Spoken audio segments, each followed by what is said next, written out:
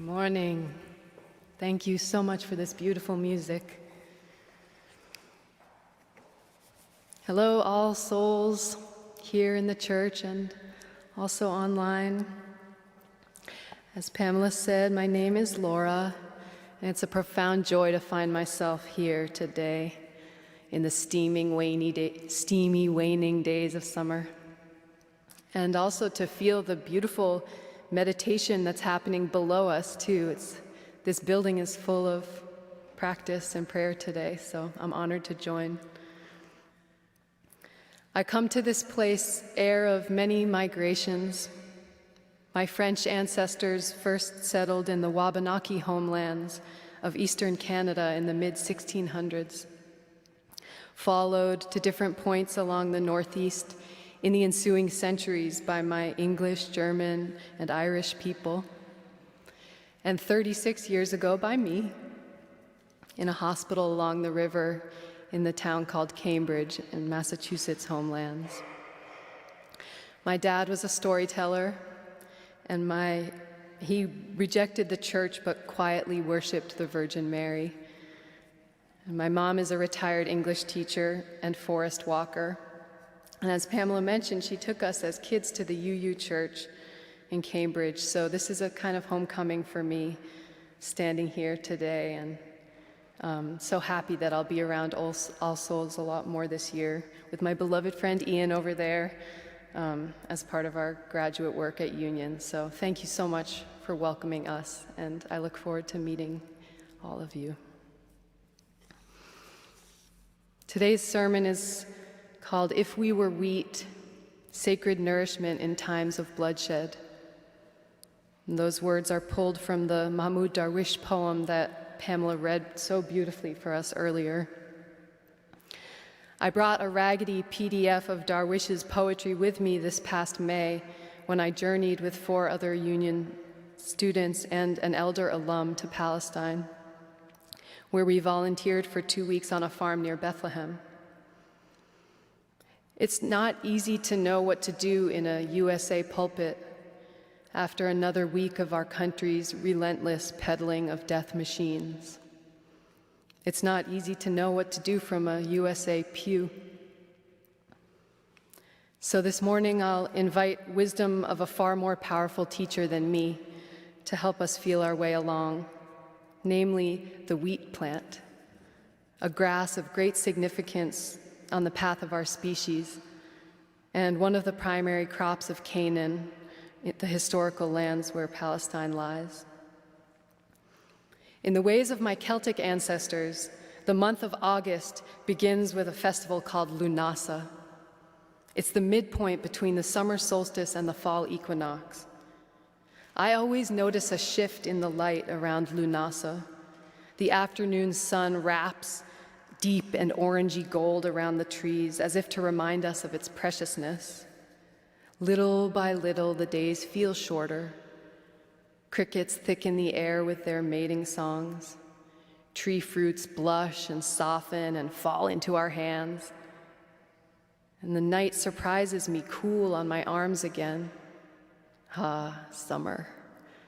It was many things, and it was good. Lugh of Lunasa is the name of an ancient light god. According to Irish lore, Lugh could swim forever without tiring. He could carry a cauldron with his elbows.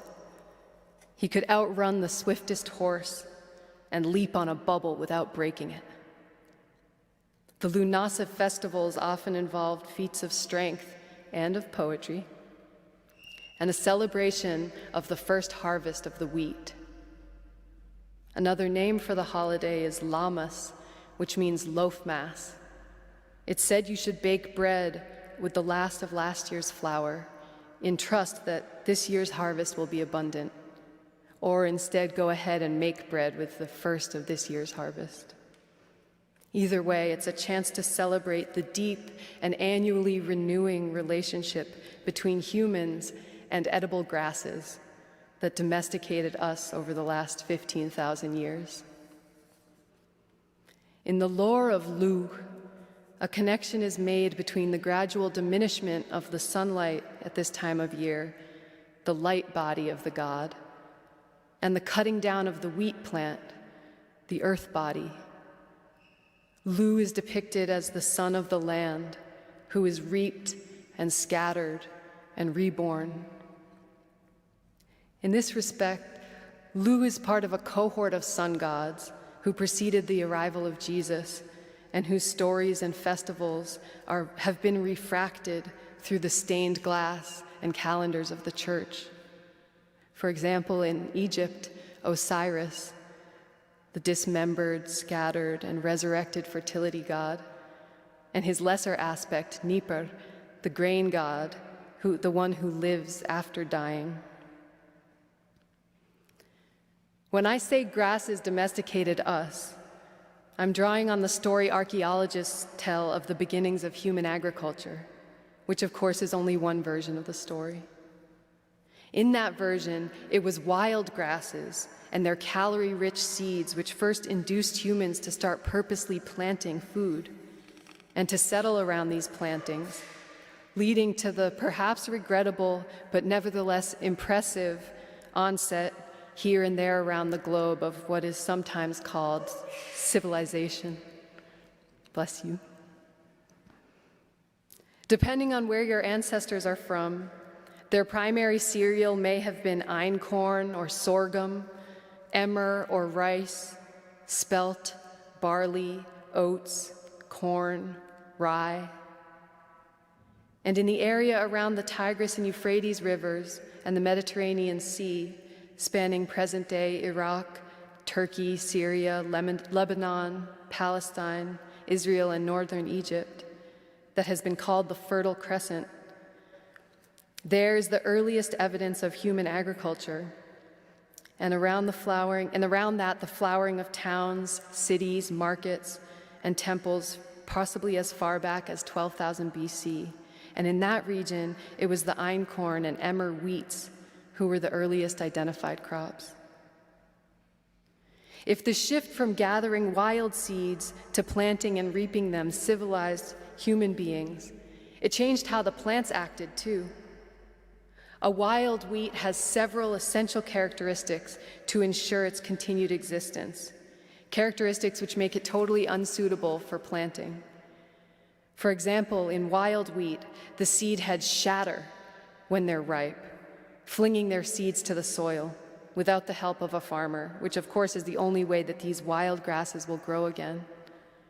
But as human fingers reached into the wild to collect our food and seed some of it in new fields, the only ripe seeds we found were, of course, on the unusual stalks who for some reason failed to shatter, a trait that would have doomed them were it not for the serendipity of meeting a being who wanted them intact on the stem, who promised generation after generation to propagate these mutants as long as they held tight for our harvest, the swelling golden promise in their seeds. We created each other, this mutant wheat and me. And I want to pause here to invite everyone present to take a moment to imagine one of the grains, one of the cereal grasses that is important to you or your family, your ancestors. And start out by just picturing the actual food. Maybe it's a bowl of rice or something made out of corn or wheat. And just your appreciation for that grass that turned into food and made your life possible. And together we can imagine, before it was a bowl of warm food, it was a tendril of green grass. And if you've ever been by like a cornfield or a wheat field, or even looked at some of the regular grasses growing in the patches of sidewalk, grasses have an amazing root shape. They really claw into the earth. So you can imagine this grass who made your life possible, really clawing the earth. And it's partly so that they can be as supple as they are. Grasses can be pushed by the wind all the way to the earth and not get torn out because they have this strong claw and also suppleness. so we can appreciate them swaying with the wind and not snapping. And then as they get taller and the lighting is right, if they've gotten proper rain, this grass sends a flower spike out from one of the armpits of the leaf. And that flower spike usually in all the grasses have very far out kind of extraterrestrial tendrils to help them be pollinated. And when pollination happens, every seed on that flower head starts to swell and fatten. And it might be helpful to imagine an ear of corn, because that's a really big version of all of these grass heads. Each of those seeds swelling and getting fat on the head. And then depending if it's rice or corn or wheat, humans have figured out how to harvest those grains in different ways. And that's how we were fed and have been fed, and many of us were fed as children and into adulthood by these different incredible plants. Since the lands of the Bible were full of wheat fields, it's no surprise that the Bible is full of wheat. Wheat appears in commandments, wheat rot as a punishment, winnowing as a metaphor for God's judgment, wheat as God's reward, as proof of a holy land, wheat work as holy labor, wheat as a commodity, as a tax, as an offering. My favorite is in the Song of Songs, where the lover compliments the maiden, saying, "Your belly is a heap of wheat encircled by lilies." Wheat is one of the main crops the Nassar family usually grows on their farm outside of Bethlehem. When we showed up to work there this May, I asked about helping with the wheat, but Daoud, the middle brother, who coordinates international volunteers, shook his head. We couldn't plant the wheat this year because of the war. The desecration of Palestinian farmland by Israeli settlers comes in many forms: building new roads, burning fields, sending out sheep to claim Palestinian lands as pasture. Once, in the 30-plus years of struggle that the Nassars have endured to keep their family land from the illegal settlements on all sides, just 10 days before the apricot harvest, when the fruits were full on the branches, settlers bulldozed 300 apricot trees there in the valley where the Nassar's grandmother used to live in a large family cave. And another time, settlers uprooted 1,500 of their mature olive trees. Replanting is a form of resistance, and my job one morning was to tend the Nassar's new baby olive trees on the east-facing hill of the farm. I weeded around their supple, woody stems, admiring the leaves that are green on one side and silver on the other. Across the valley, the walls of a settlement stood tall on the opposite hill, with a giant watchtower and a sewer pipe that periodically drops raw sewage down into the valley at the edge of the Nassar's land. I noticed how details like that glinted into a blade of anger in my heart. I noticed my anger turn at the sound of settler kids at recess over there across the valley, thinking especially of whatever they're being told in class. I noticed a memory of myself at recess, loving recess, the shrieks and freedoms and running of recess in fields that my own ancestors cleared.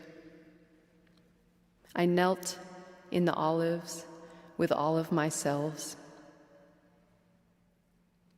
Bethlehem is about 50 miles from Gaza, basically the driving distance from where we sit to Bridgeport, Connecticut. At that distance, the sound of a bomb hitting Earth is similar to far-off thunder. But unlike thunder, the rumble comes from below, an upward rolling skeletal dread, a wave of nausea, a lowering of heads.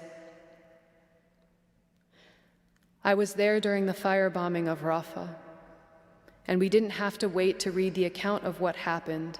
We felt it, bombs incessant for an entire Sunday, and later that evening, an unworldly black smoke from the southeast, which rolled over the hill and ensconced me in the knowledge that I was breathing the ash of the many very recently dead, and furthermore that no matter where I go on earth, I am still breathing it.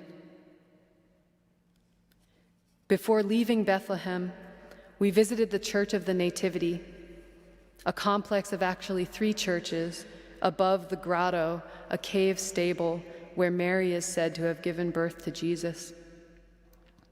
In one corner is a decorated nook where the birthing mother lay, and across the room, a manger decorated in polished metal with images of wheat. I speak French, but looking at the manger was the first time I recognized that that word comes from the French word manger, to eat, and that the baby Jesus in the story was laid down in the place normally reserved for wheat. Decades before he held bread up to his friends and offered them his body, this doughy baby boy was laid in the place of the plain daily sacrifice made to barn animals by hay, which is, like every plant food, a sacrament of sun. In Hebrew, Bethlehem means house of bread. In Arabic, Beit Laham means house of meat. Our sacred stories repeat this transmutation, the cycles of sunlight, seed, flower, and flesh that made us and keeps us and holds us to the land. So yes, poet, earth presses against us. To pass through, we pull off our limbs. What is this dismemberment, this scattering? Certainly something needs to be taken apart besides the bodies of children. Certainly something needs to be offered besides another shipment of bombs. And our own bodies hold the knowing, the entire knowing, if we can inhabit with all of our senses the truths of the moment we are in, which I invite you to do once more, as I offer in closing 3 questions. Feel again the weight of your body on the earth where you sit, the sounds around you, the temperature of the air on your skin. Listen to each question while you keep breathing, and notice what comes up from within. The first question is inspired by a passage from John 12:24. I say to you, unless a grain of wheat falls into the earth and dies, it remains alone. But if it dies, it bears much fruit. What around you or within you is ready to fall to the earth?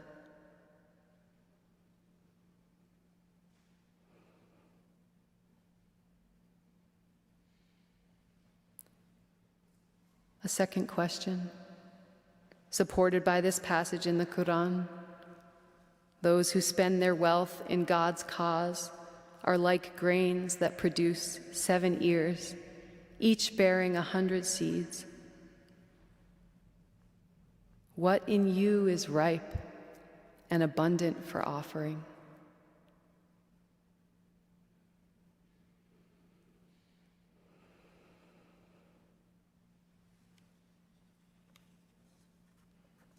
And finally, this question, straight from the image of the wheat harvest, of the grasses bundled in sheaves.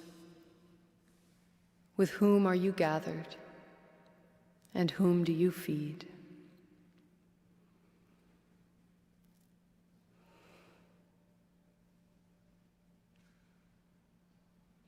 May this inner way of knowing guide you sunward when you feel yourself pressed to the earth.